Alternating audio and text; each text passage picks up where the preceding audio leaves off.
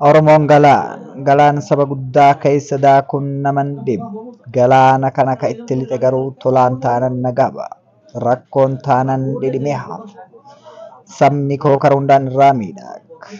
Muummicha ministeeraatti aansee mootummaa naannoo keenyaas ni galatoomfanna. Miidhaginni guyyaa tokkoo miidhagina jireenyaa siif ta'a. Seenaa keessatti maqaa kee ol kaafti. Jaalala tokkummaa kabajaa fi amanamummaan kan argamu. Hammatuun kan argamu. Oromoo biratti gadaa jala bulla. Gadaa kennan bulla. Gadaan gandaa miti. Saba garaa bal'aa, saba gurraacha gaanfa Afrikaa Oromoo. Harbor Media Network hanga xumuraatti nu hordofaan affeerraa keenya. Gammachuu waliin qabnu waliin qooddachaa suurawwan miidhagoo bara kanaa kan waliin daawwannu ta'a jedha. Suurawwan miidhagoo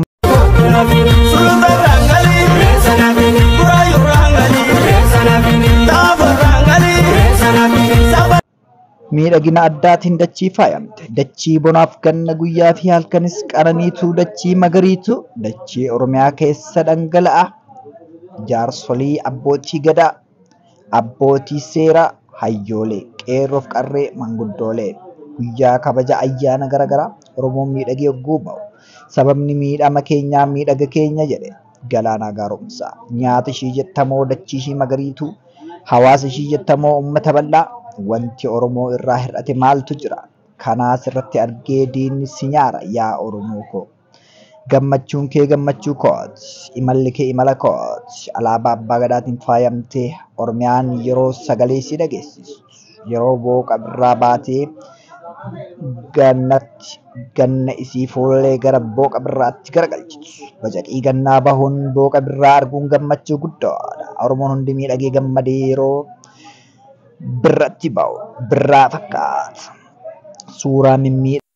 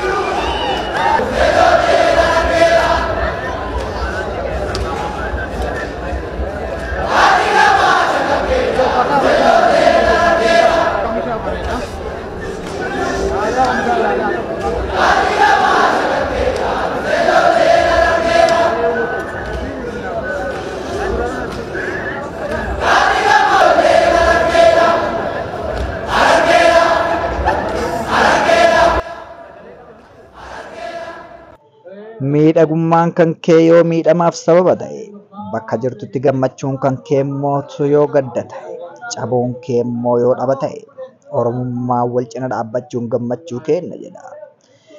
Faayamtee inni qarree isheen qarree inni dhiiraa waan qabuun yeroo mul'atu, gammachuun fuula isaarraa yeroo ifu, booqa birraatti bahee gammachuu keessa yeroo deemu, bacaqii gannaa dhiqatee bal'ina birraatti yeroo mul'atu. Handhuura isaa Finfinnee keessa yeroo garmaa, Oromiyaa isaarra yeroo garmaa, si qofaa kan fageenyaa keessummaan sitti dhufee, hayyuun kee hundi si cina dhaabbatee, faranjilleen si jala fiigdi, arabnillee si jala fiigdi. Seenaa kee baruuf, waa'ee kee hubachuuf, aadaa fi uffanni kee adda kee irraatti ifa. Kan qabdu qabaattee kan dhabde mootu gadda keetis gammachuun haguugde. Kan dabre waaqatti kan jiru immoo haqatti dhiistee hogguu tarkaanfattu. Harbor Media Networkiinis isin waliin jira. Miidhagummaan kan kee sababa miidhamaa erga taate, tokkummaa dhabuun kee immoo cibiinsaaf sababa erga taate, odoo kutaan gandaa wal hin qoodin, Booran Baarenticha osoo waliin hin jedhin, qarree qeerroo It's the biggest festival in Africa. It's the biggest fashion show ማለት እንችላለን እንደምታውቂው። ይሄ ደግሞ ምንድነው የሚጠቅመው? ኢሬቻ የሁሉም መገናኛ ነው። ላስት ይር የኦሮሚያ ቱሪዝም ኮሚሽን ጎረቤት ሀገራትን ጠርቶ ነበረ። አሁን ብዙ 10 ፕላስ ጥሩ ነገር ነው። ኢሬቻ ለኢኮኖሚም ለቱሪዝሙም ለሀገሪቷ ኢሜጅም አይ ቢሊቭ ኢትስ ኦሮሞ ኮ ሰበገራ በለ ሰበገራ ገላና ጀደው ልሳኒስ akkuma san saba afaanii waliin qoon saba lammummaa isaa sabummaa isaa sablammoota hunda gara laafinnaan hammatu saba gara laafinsa saba gara nyaattii qabu saba koo Oromoo saba gammachuu saba qananii saba milkii saba koo siif maal haa ta'u jira manguddoon kee baheen gammachuun fuula isaa qeerroon kan kee bahee qabannaa aadaa isaa mul'isa qarreetiin mul'atuun kan kee kun hedduu na boonsisa qarree koo fardi kee kunooti inni harreen dhufee guyyaa har'aa ka'ee seenaa kee gachuufe kan kitaaba dharaan irratti qara'e kan seenaa kee balleessuuf harree gubbaa bu'ee har'a karaa dhabee fiindoon isaa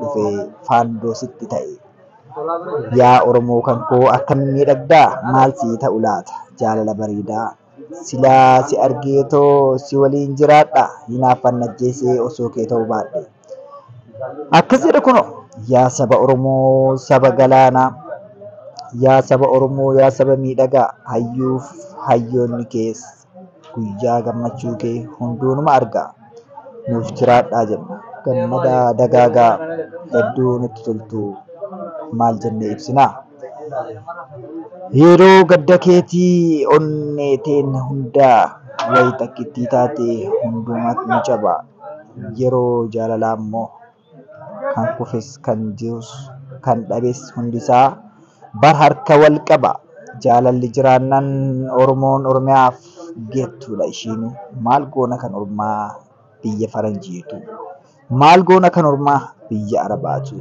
Oromoo koo gammaddee mul'attee dagaagdee mul'attee qananii kee ibsachuuf yeroo asii wal geettu wanni si Sangoota gaarii kaba mana botoroodha irraa shagoodha abbaan biyyaa Oromoo shagoodha abbaan biyyaa Oromoo waaqa malee marree kaba mana botoroodha.